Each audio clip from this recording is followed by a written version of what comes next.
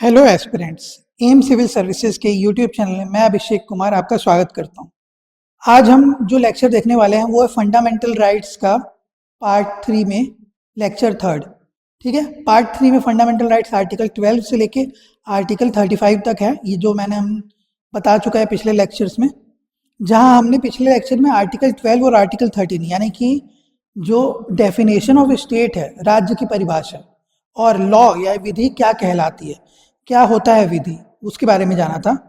आज हम जानेंगे हमारे अपने जो राइट्स हैं यानी अधिकार है उनका डिस्क्रिप्शन। ठीक है, तो आज हम देखेंगे आर्टिकल 14 से आर्टिकल 18 जो है राइट टू इक्वेलिटी यानी समानता का अधिकार। इसके बाद समय बचा तो हम राइट टू फ्रीडम भी देखेंगे यानी कि आज़ादी। ठीक है, और इन सबको हम जानेंगे यानी आर्टिकल 14 से आर्टिकल 22 के बीच में। चलिए स्टार्ट करते हैं लेक्चर को। तो सबसे पहले देखते हैं आर्टिकल 14। ठीक है, जब आर्टिकल 14 की बात करते हैं तो आर्टिकल 14 बोलता है कि इक्वेलिटी देंगे, पर राइट टू इक्वेलिटी एक्चुअली में हम क्या क्या चीज़ों में देते हैं ये जान लीजिए पहले। राइट टू इक्वेलिटी यानी समानता का अधिकार, जब हम फंडामेंटल राइट्स पढ़ते हैं तो ये ज़्यादातर क्या बताता है, लॉ से रिलेटेड, कि विधि के द्वारा हम कितने समान हैं। फिर दूसरा बताता है कि हम सोशल, समाज में कितने समान हैं, सोशल। ठीक है, इसके अलावा हमें आर्थिक रूप से समानता भी चाहिए। ठीक है, तो यानी इक्वेलिटी फॉर इकोनॉमिकल पर्पस। और इसके साथ ही साथ क्योंकि हम एक लोकतंत्र है, डेमोक्रेसी है, तो लोकतंत्र का सबसे बड़ा पिलर क्या होता है, इलेक्शन, यानी हम अपने प्रतिनिधि खुद चुन सकते हैं, तो पॉलिटिकल। बेसिकली हमें जो इक्वेलिटी दी जाती है वो लॉ में दी जाती है, सोशल तौर पे दी जाती है, इकोनॉमिकल तौर पे दी जाती है, और पॉलिटिकल, राजनीतिक तौर पे दी जाती है। तो हम ज़्यादातर जो फंडामेंटल राइट्स देखते हैं वो आता है आपका लॉ के रिलेटेड। ठीक है, सोशल, इकोनॉमिकल, पॉलिटिकल भी देता है, पर ज़्यादातर ये social, economical and political provide करने का पावर किसके पास होता है, स्टेट के पास, यानी राज्यों के पास। तो राज्य जो है, राज्य के नीति निर्देशक तत्व, यानी पार्ट 4 जब हम पढ़ेंगे तो पार्ट 4 में हम DPSP पढ़ेंगे, directive principle of state policy. उसमें वेलफेयर स्टेट की परिभाषा देता है कि राज्य को कल्याणकारी कैसे होना चाहिए, लोक कल्याणकारी राज्य क्या होता है उसके बारे में। तो लोक कल्याणकारी कैसे होगा, जब समाज में बराबरी होगा, न्याय मिलेगा सोशल तौर पे। ठीक है, आर्थिक तौर पे लोग क्या होंगे, सशक्त होंगे, एम्पावर होंगे, इकोनॉमिकल तौर पे। पॉलिटिकल तौर पे सबको मिलेगा right to vote and right to contest election, यानी हर कोई जो भी भारत का नागरिक है वो अगर एलिजिबिलिटी क्राइटेरिया फॉलो कर लेता है, यानी कि एक उम्र का जो तय पैमाना है वो अगर पार लेता है, ठीक है, उसके बाद अगर उसको इलेक्शन कंटेस्ट करना है तो उसका भी आज़ादी मिले। तो ये सब कैसे होगा, ये सब होगा राज्य के द्वारा नियम बना के, लॉ बना के। तो राइट टू इक्वेलिटी में हम अभी फिलहाल जो फंडामेंटल राइट्स देख रहे हैं वो लॉ देखेंगे, सोशल देखेंगे, इकोनॉमिकल देखेंगे। तो सबसे पहले स्टार्ट करते हैं आर्टिकल 14। आर्टिकल 14 बताता है right to equality in consideration with law. ठीक है, विधि के तौर पे हमें क्या समानताएं मिली हुई हैं, चलिए जानते हैं इसको। जब हम राइट टू लॉ की, मतलब राइट टू इक्वेलिटी की बात करते हैं आर्टिकल 14 में, तो आर्टिकल 14 दो चीज़ों को बताता है। सबसे पहले शुरुआत से जब आप देखेंगे तो ओरिजिनल कॉन्स्टिट्यूशन में इक्वेलिटी बिफोर लॉ का कॉन्सेप्ट था। ठीक है, यानी विधि के सामने सब समान है। तो इसका क्या मतलब है, इसका मतलब है कि कोई भी डिस्क्रिमिनेशन या कोई भी भेदभाव नहीं होगा। ठीक है, अब क्योंकि नो डिस्क्रिमिनेशन बोल रहा है, यानी किसी के बीच में भेदभाव नहीं करेंगे, तो कई बार क्या होता है कि हमने ये सुना है ना कि कई बार निर्दोष भी गुनहगार साबित हो जाते हैं। तो ये केस इसी कारण। तो जब हमने देखा कि इस तरह की सिचुएशंस बहुत ज़्यादा अराइज हो रहा है, जिसे इसीलिए इसे हम बोलते हैं नेगेटिव कॉन्सेप्ट। ठीक है, ये नेगेटिव कॉन्सेप्ट है। तो ये कहाँ से लिया गया था, ये ब्रिटेन से लिया गया था। मतलब ये ब्रिटिश आइडियोलॉजी है, ठीक है। इसमें बोला जाता है कि विधि के सामने चाहे वो बड़ा हो, छोटा हो, ऊंचा नीचा, किसी भी धर्म, जाति का, संप्रदाय का हो, वो समान है, ठीक है। तो समानता में क्या होता है कि कई बार लॉ क्या होता है, लॉ जो लिखा हुआ है वो स्ट्रिक्टली फॉलो होता है, और जब स्ट्रिक्टली फॉलो होगा तो कई बार निर्दोष भी गुनहगार साबित हो जाते हैं, बेगुनाह भी साबित हो जाते हैं गुनहगार। तो उसको बचाने के लिए हमने समय के साथ अपने जो रूल्स एंड रेगुलेशंस है उसमें चेंजेस किया, और क्योंकि यूएसए का कॉन्सेप्ट थोड़ा अच्छा लगा तो हमने उसे अपनाया, जिसे हम बोलते हैं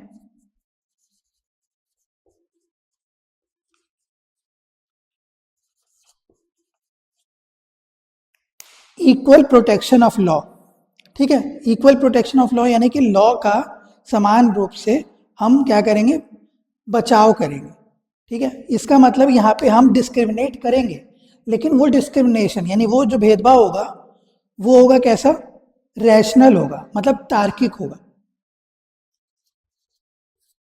तो इसीलिए इसको हम बोलते हैं पॉजिटिव। ये लिया कहाँ से गया था, यूएसए से। अब ये पॉजिटिव क्यों है और ये नेगेटिव क्यों है, इसका एक एग्जाम्पल देके बताता हूँ। मान लीजिए कि किसी का मर्डर होता है, ठीक है, XYZ कोई भी इंसान है जिसका मर्डर हो रहा है, जिसमें दो लोग कल्प्रिट निकलता है।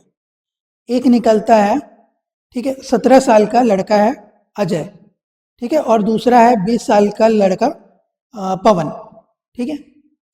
ठीक है, जो लोग अजय और पवन वाले हैं वो ये मत समझ ले कि वो मर्डरर है, बस एक एग्जाम्पल के तौर पे एक नाम रख रहा हूँ, ठीक है। तो जो अजय है वो 17 साल का है, उसने भी मर्डर किया, और जो 20 साल का लड़का पवन है उसने भी मर्डर किया। पर उम्र में डिफरेंस होने के कारण अगर लॉ कहता है कि मर्डर की सजा मृत्युदंड यानी कि डेथ पेनाल्टी है, तो उस दोनों को डेथ पेनाल्टी मिलेगा। तो इसमें क्या हो रहा है कि हमने सरकमस्टांसेस नहीं देखे कि किस कारण को किसी ने मर्डर किया, क्या कारण था कि ऐसा हो गया, ठीक है। अब उन दोनों के बीच में एज भी नहीं देख रहे हम। तो यहाँ पे क्या हो रहा है कि हो सकता है कि सिचुएशन कुछ अलग रही होगी जब मर्डर हुआ। तो इसीलिए इसे हम बोलते हैं नेगेटिव कॉन्सेप्ट, कि ये नहीं देखा जाता है कि कौन क्या किस कारण से किया वो गुनाह, पर हमें सजा उस गुनाह के हिसाब से जो लिखी हुई है वही दी जाएगी। पर यूएसए के हिसाब से यानी कि जो ये इक्वल प्रोटेक्शन ऑफ लॉ है, इसमें क्या होता है कि डिस्क्रिमिनेट किया जाता है। मान लेते हैं कि एक कोई 12 साल का लड़का है जिसको अचानक से पिस्तौल घर पे मिल गई, या कोई भी हथियार मिल गया, मान लेते चाकू मिल गया, उसने चाकू से गलती से किसी को पेट में मार दिया या गोली चला दी और लग गई, उस केस में भी तो मर्डर हो गया, मतलब मर गया ना कोई इंसान। लेकिन वही चीज कोई 22 साल का या 25 साल का आदमी है, वो सोच समझ के किसी को मर्डर कर रहा है, किसी का जान ले रहा है, तो उस केस में क्या हुआ, दोनों सरकमस्टांसेस यानी दोनों सिचुएशन एकदम अलग अलग थी। एक में समझ नहीं थी, ना समझ था, और दूसरे में समझ थी, उसने पूरे सोच समझ के पूरा प्लानिंग के थ्रू मर्डर किया है। तो ऐसे केस में अगर हम सिर्फ equal protection equality before law से जाते तो जो लॉ में लिखा है वही दोनों को मिलना चाहिए था, पर क्योंकि सरकमस्टांसेस अलग है तो इसीलिए यहाँ पे हम दोनों को कंसीडर भी अलग अलग करेंगे, ठीक है। तो ये जो दोनों कॉन्सेप्ट है ये डिफरेंसेस देता है, इसी का कारण है, इसी कारण हमने जब अभी कुछ दिन पहले आपने न्यूज़ में देखा होगा कि जो हमारी जस्टिस लेडी थी, ठीक है, न्याय की देवी, उसको हमने काफ़ी हद तक बदल दिया। पहले जो था उसमें आंखों में पट्टी लगी होती थी और साथ ही साथ हाथ में तलवार होती थी, यानी कि जो लॉ में लिखा हुआ है उसी हिसाब से सब कुछ होगा।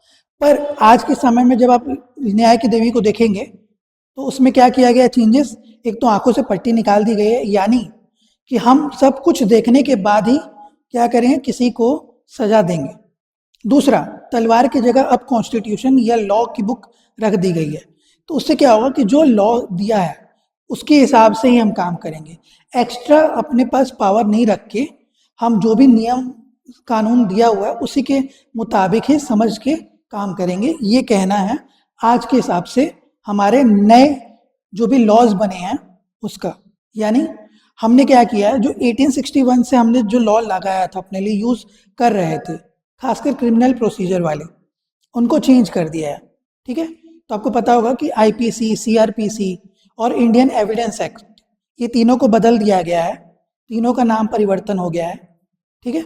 तो ये आज का आपका प्रश्न है कि आपको, यानी आज का क्वेश्चन है कि आपको बताना है कि हमारा जो तीनों एक्ट था पुराना 1861 का, criminal procedure act CrPC, Indian penal act, ठीक है, इंडियन पीनल कोड आईपीसी, और इंडियन एविडेंस एक्ट। इन तीनों का नाम बदल के आज के टाइम में, और उसमें कई सारे प्रावधान चेंज कर दिए गए हैं, तो इन तीनों का आज के समय में क्या नाम है आप कमेंट में लिखिएगा। जिनका भी आंसर सही होगा मैं उसे हार्ट या लाइक दे दूंगा, ठीक है, जिससे आपको पता चल जाएगा कि ये आंसर सही है। चलिए, समझ, मुझे लगता, उम्मीद है कि आपको ये चीज़ें समझ आ गई होंगी। अभी देखिए, जो इक्वल प्रोटेक्शन ऑफ लॉ है ना, ये क्या चीज़ के आइडिया से आया है? तो ये एवी डाइसी के आइडिया से आया है। एवी डाइसी का जो आइडिया था रूल ऑफ लॉ, उससे आया है इक्वेलिटी बिफोर लॉ। चलिए देखिए, तो इक्वेलिटी बिफोर लॉ के 3 कॉन्सेप्ट है कि कोई भी स्पेशल प्रिविलेजेस किसी को नहीं मिलेगा, ठीक है, मतलब अगर लॉ में जो लिखा हुआ है उसके मुताबिक ही आपको माना जाएगा, कोई भी अलग से आपके साथ बर्ताव नहीं किया जाएगा, ठीक है, ये चीज याद रखिएगा।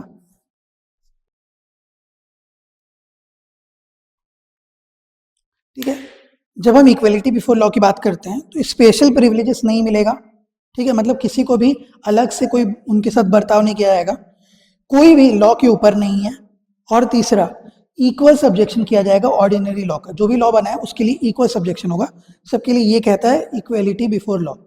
वही चीज यहाँ पे जब इक्वल प्रोटेक्शन ऑफ लॉ में जाते हैं तो ये बोलता है कि like should be treated like and unlike should be not treated like, ठीक है, इसका मतलब समझाता हूँ, ठीक है, तो ये कॉन्सेप्ट याद रखिए। इक्वल प्रोटेक्शन ऑफ लॉ की जब बात करते हैं तो like should be treated alike, यानी कि अगर एक समान सर्कमस्टांसेस था, एक समान चीजें हुई हैं, तो उनको एक समान ही क्या किया जाएगा, ट्रीटमेंट दिया जाएगा। यानी अगर कोई 18 साल से ऊपर का व्यक्ति है, उसने भी सोच समझ के किसी का मर्डर किया है, और दूसरा भी 18 साल से ऊपर का व्यक्ति है, उसने भी किसी का सोच समझ के मर्डर किया है, तो क्योंकि दोनों सेम सिचुएशन में हैं, ठीक है, एडल्ट हैं, दोनों ने सोच समझ के प्लानिंग से मर्डर किया है, तो दोनों को एक जैसा कंसीडर किया जाएगा।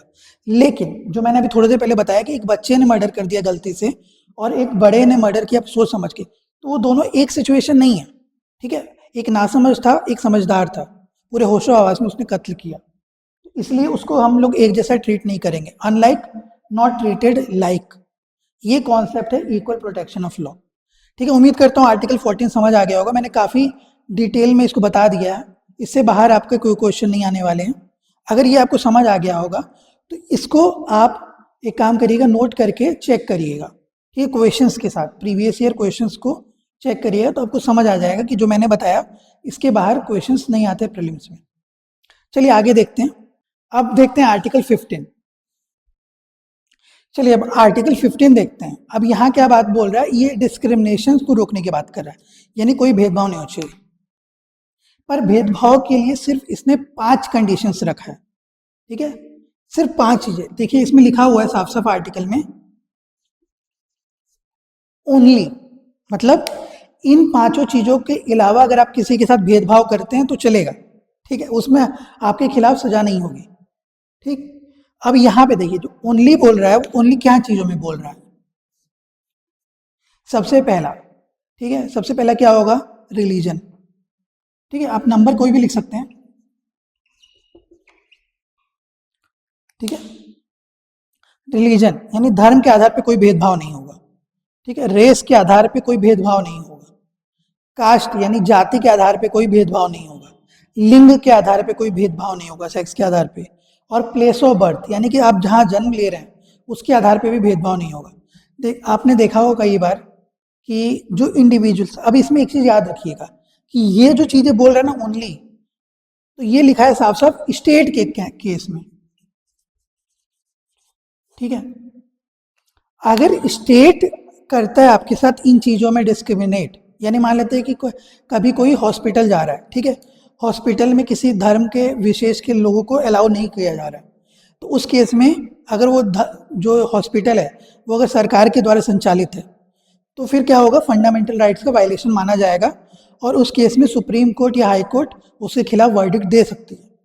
परंतु कोई बगल वाला आपके घर में, मतलब आपका पड़ोसी हो गया या आपका कोई जानकार हो गया या प्राइवेट बॉडी, अगर आपको इन चीज़ों के बेसिस पे डिस्क्रिमिनेट करती है, ठीक है, रंग के भेद पे, नस्ल के भेद पे, ठीक है, जाति के भेद पे, तो उस केस में ये आपका फंडामेंटल राइट का वायलेशन नहीं होगा, ठीक है, ये लीगल राइट का वायलेशन होगा।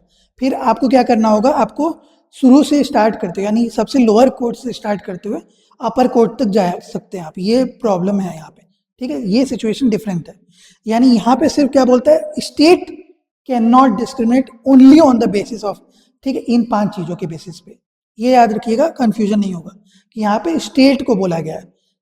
ठीक है, पर्सनल या प्राइवेट बॉडी या प्राइवेट ऑर्गेनाइजेशन को इसमें कंसिडर नहीं करते हैं। ठीक है, फंडामेंटल राइट के केस में ऐसा नहीं है कि अगर कोई आपको कुछ बोल रहा है धर्म के आधार पे, अगर आपके साथ भेदभाव कर रहा है कोई प्राइवेट बॉडी, प्राइवेट एंटिटी, तो उस केस में आप कोर्ट नहीं जा सकते। आप कोर्ट जा सकते हैं पर आपको वो लीगल एड की तरह मिलेगा। ठीक है, यानी वो आपका लीगल राइट हो जाएगा। उम्मीद करता हूँ ये समझ गए होंगे।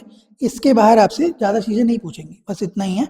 Article 15, only on the basis of religion, race, caste, sex, place of birth. ठीक है, इन 5 चीज़ों के बेसिस पे ही।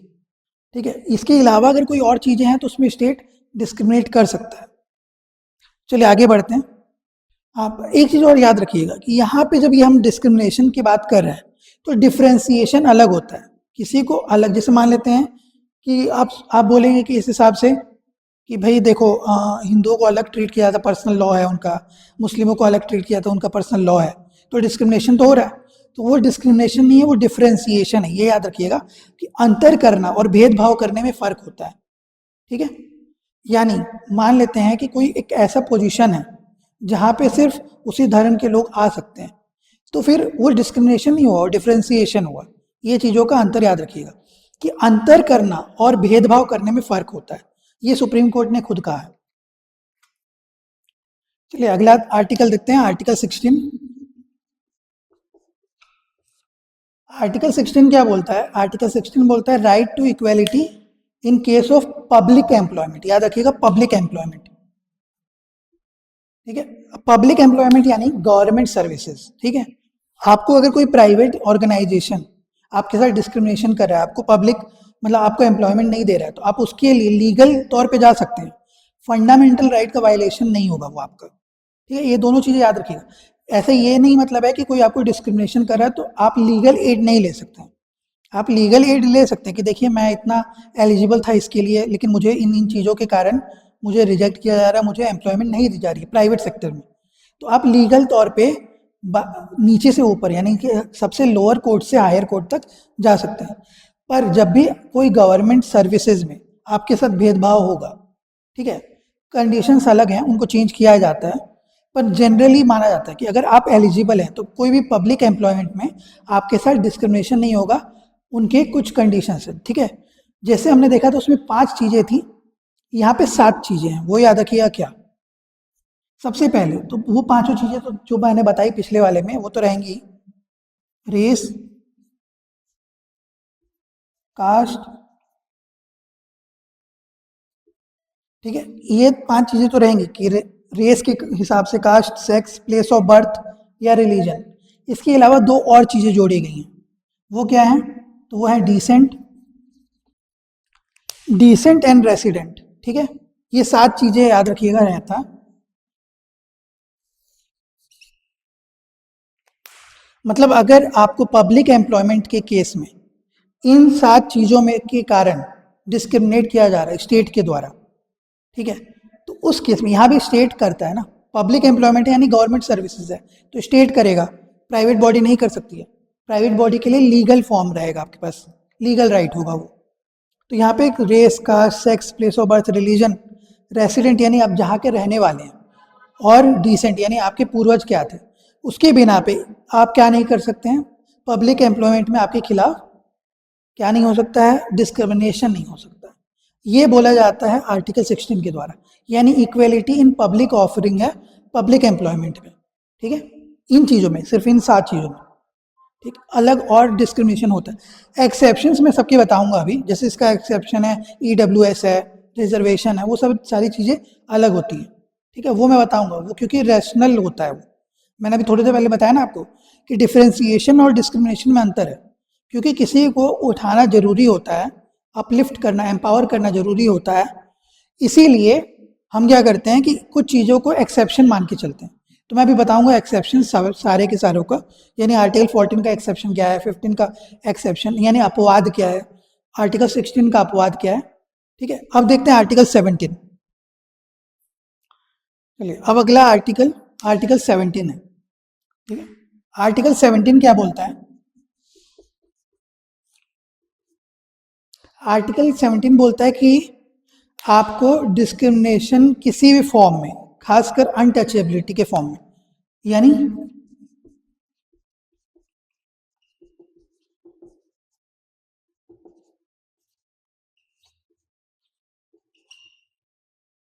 ठीक है, किसी भी प्रकार का एक लौता ऐसा लॉ है, मतलब आर्टिकल 17 एक लौता ऐसा लॉ है जिसमें बोलता है कि कोई भी एक्सेप्शंस नहीं दिए जाएंगे, कोई भी अपवाद नहीं होगा। किसी भी तरह का आपके साथ अगर अनटचेबिलिटी यानी कि छुआछूत प्रैक्टिस हो रहा है तो उस केस में ये फॉरबिडन है, मतलब ये पनिशेबल एक्ट है। ठीक है, यहाँ पे दंड मिलता है, साफ साफ क्लियरली मेंशन है कि ये दंडकारी है। अगर कोई आपके साथ ऐसा करता है तो आपको दंड मिलेगा यानी पनिशमेंट मिलेगा। तो untouchability in any form is prohibited.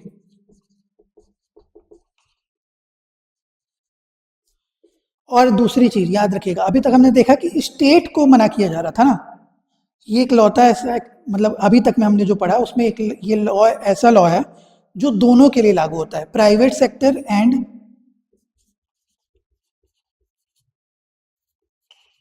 State. State तो ऑलरेडी नहीं कर रहा है ना, स्टेट तो पहले भी नहीं करता है, नहीं कर सकता है, पर मान लेते हैं स्टेट भी कर रहा है तो वो भी गलत है। लेकिन ये ज़्यादातर वैल्यू किसके लिए होता है? ये प्राइवेट बॉडी के लिए। यानी अगर कोई आपके साथ आपको घर में बुला के छुआछूत कर रहा है, यानी आपको नहीं बुला रहा है, अगर जैसे पहले ज़माने में होता था, ठीक, कि कास्ट के बेसिस पे, रिलीजन के बेसिस पे, सेक्स के बेसिस पे क्या होता था कि छुआछूत होता था। ठीक है, ऊंची नीची जाति के बेसिस पे, तो ये प्राइवेट लोग करते थे, मतलब आप और हम जैसे लोग ही थे पहले, वो लोग करते थे। तो उस केस में क्या होता था कि इनको रोकने के लिए ये लॉ लाया गया जिसमें बोला गया कि छुआछूत किसी भी प्रकार का हो वो फॉरबिडन है, वो प्रोहिबिटेड है, उसको नहीं कर सकते आप। तो आर्टिकल 17 बस बोलता है कि प्राइवेट एंड स्टेट, स्टेट तो वैसे ही आपको आर्टिकल 15 में बोल ही रहा है कि नहीं करेंगे। ठीक है, आर्टिकल 16 में भी बोल रहा है कि एम्प्लॉयमेंट में भी नहीं करेंगे, पर प्राइवेट बॉडी नहीं था, स्टेट के लिए था वो मेंशन। यहाँ पे प्राइवेट बॉडी को भी इंक्लूड किया गया है, इसलिए याद रखिएगा आर्टिकल 17 को आपसे कई बार क्वेश्चन पूछता है कि क्या इसमें प्राइवेट बॉडीज या प्राइवेट एंटिटी अलाउ होती हैं, मतलब उनके ऊपर भी एक्शन लिया जा सकता है। तो हाँ, ये बिल्कुल सही है, प्राइवेट बॉडी के ऊपर भी यानी प्राइवेट मेंबर्स के ऊपर भी आप एक्शन ले सकते हैं। ये कहलाएगा फंडामेंटल राइट का वायलेशन, यहाँ लीगल नहीं होगा, सीधे फंडामेंटल, यानी आप सीधे सीधे सुप्रीम कोर्ट जा सकते हैं। ठीक है, चलिए आगे देखते हैं आर्टिकल 18 को। चलिए आर्टिकल 18 क्या बोलता है? आर्टिकल 18 बोलता है एबॉलिशन ऑफ टाइटल्स। ठीक है, यानी आपको पता है कि पहले ज़माने में लोग राय बहादुर इस तरह के अलग अलग तरह के टाइटल्स लेते थे। ठीक है, राजा साहब, तो ये सब क्या होता था कि डिस्क्रिमिनेट करता था, लोगों के बीच में भेदभाव पैदा करता था, किसी को बड़ा किसी को छोटा दिखाता था। तो इसी को रोकने के लिए एबॉलिशन ऑफ टाइटल किया गया। ठीक है, इसका मतलब है एबॉलिशन, यानी किसी भी तरह का आप टाइटल नहीं ले सकते, आप किसी भी तरह की उपाधि नहीं ले सकते। ये कहना है आर्टिकल 18 का। अब ये उपाधि होती कैसे कैसे थी ये बता देता हूँ, इसमें कुछ एक्सेप्शंस भी होते हैं। चलो देखिए, तो जो एबॉलिशन ऑफ टाइटल है इसका मतलब क्या है कि आप किसी भी प्रकार का टाइटल स्टेट नहीं देता है। ठीक है, स्टेट की बात हो रही है, सबसे पहला पोजीशन क्या होगा कि स्टेट नॉट कन्फर, मतलब स्टेट नहीं दे सकता किसी भी तरह की उपाधि सिवाय मिलिट्री कोई हो।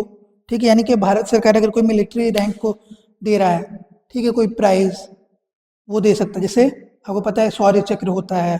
ठीक है, इस तरह के अलग अलग चक्र से होते हैं, वो सब जो मिलते हैं वो अलाउ होते हैं। ठीक है, वो टाइटल में नहीं आते हैं। दूसरा केस, किसी भी फॉरेन कंट्री से आप कोई टाइटल नहीं ले सकते। अब इसमें आपको आता होगा कि भाई देखिए, अगर कोई कंट्री से आपको किसी अवार्ड को मिल रहा है तो अवार्ड अलाउड है पर कोई टाइटल अलाउड नहीं है, जैसे नाइटहुड। ठीक है, जैसे कैसरे हिंद, गांधी जी को कैसरे हिंद मिला था। ठीक है, फिर आपको आप हिस्ट्री में पढ़ते होंगे कि नाइटहुड की उपाधि थी, किसने लौटाई? तो आप कमेंट करिए, चलिए आज का क्वेश्चन है। कि सेकंड क्वेश्चन आज का है कि नाइटहुड की उपाधि किसको दी गई थी। ठीक है, उन्होंने नाइटहुड की उपाधि लौटाई थी कब? जलियांवाला बाग कांड के बाद। ये भी हिंट मैंने आपको दे दिया है, तो आपको बताना है किसको मिली थी। देखिए दूसरा जो बोलता है कि फॉरेन कोई भी कंट्री अगर आपको कोई कन्फर कर रही है टाइटल तो आप नहीं ले सकते हैं। ठीक है, और तीसरा चीज बोलता है कि अगर कोई दूसरी कंट्री हो या इंडियन सिटीजन हो जो गवर्नमेंट में काम करता हो, ठीक है, गवर्नमेंट के लिए काम करता हो, इंडियन सिटीजन हो या फॉरेन डेलीगेट हो, जो भी इंडिया के लिए काम कर रहा होगा, गवर्नमेंट ऑफ इंडिया या गवर्नमेंट ऑफ स्टेट्स, तो इनको कोई भी एमलमेंट्स लेने का कोई आज़ादी नहीं है। ठीक है, यानी कि जैसे आपको पता है ना कि लोग क्या करते थे, गिफ्ट्स वगैरह ले लेते थे, तो वो अलाउड नहीं है। तो ये तीनों चीज़ें मानी जाती हैं टाइटल में, ये तीनों चीज़ें बिल्कुल मना है। लेकिन एक्सेप्शंस है, सुप्रीम कोर्ट ने बोला कि नेशनल अवार्ड्स, ठीक है, या मिलिट्री अवार्ड्स इसके परव्यू से बाहर रहेंगे क्योंकि वो टाइटल में कंसीडर नहीं होते हैं। यानी भारत रत्न हो गया, ठीक है, पद्मश्री हो गया, पद्म अवार्ड्स हो गए, तो ये सब क्या कहलाते हैं? National awards. इनको सुप्रीम कोर्ट ने out of the purview of title रखा है। ठीक है, इसलिए कोई भी, लेकिन तब भी ये आप प्रीफेस में या सफिक्स में नहीं लगा सकते, मतलब अपने नाम के पहले या नाम के बाद आप भारत रत्न नहीं जोड़ सकते। ठीक है, वो आपको टाइटल नहीं मिला है, वो आपको अवार्ड मिला है। तो वही चीज़ मैं बता रहा हूँ कि कोई अवार्ड जो मिलता है ना, वो टाइटल में कन्फर्म नहीं होता है, उसका नाम आप लेके कहीं पे ऑफिशियली यूज़ नहीं कर सकते। तो ये था हमारा राइट टू इक्वेलिटी। ठीक है, इक्वेलिटी के सारे कंसेप्ट मैंने अभी बता दिए, एक्सेप्शंस भी बता देता हूँ मैं आपको।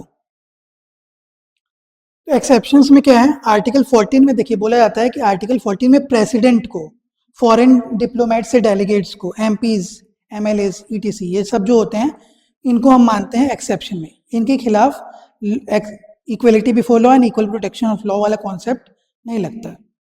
दूसरा, अगर आर्टिकल 15 में हम जाते हैं यानी कि डिस्क्रिमिनेशन वाले केस में, तो discrimination on the basis of SC ST, educationally and economically backward section, ठीक है, इन लोगों के लिए, वुमेन्स, चिल्ड्रंस, जो मार्जिनलाइज सेक्शन है उनके लिए होता है। सेम सिचुएशन आर्टिकल 16 में भी है कि पार्लियामेंट डिसाइड कर सकता है कि क्या इनके लिए या रेसिडेंस या प्लेस ऑफ बर्थ का कुछ एक्सेप्शंस दे के उनके लिए बना सकता है एक्सेप्शन, पार्लियामेंट डिसाइड करता है।